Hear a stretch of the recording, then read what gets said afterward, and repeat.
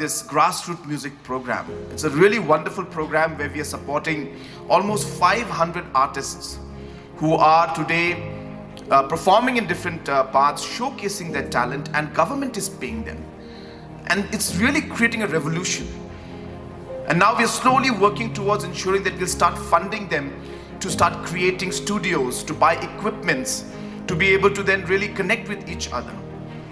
We're working towards ensuring that now the students who are doing well in sports, we also have a scholarship for sports.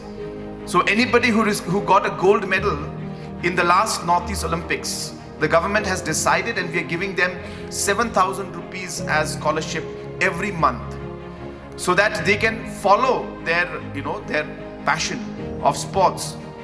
We are allowing this money also to give it to them because we realize some of them are from economically weak background, and hence they may want to use this money to support their families. So almost 200-300 youths that time got medals. So if you got gold medal, 7,000 rupees per month, silver medal 6,000 rupees per month, and a bronze medal 5,000 rupees per month. It's not a big amount of money, but it's a message to show them that we are supporting them, that we are with them.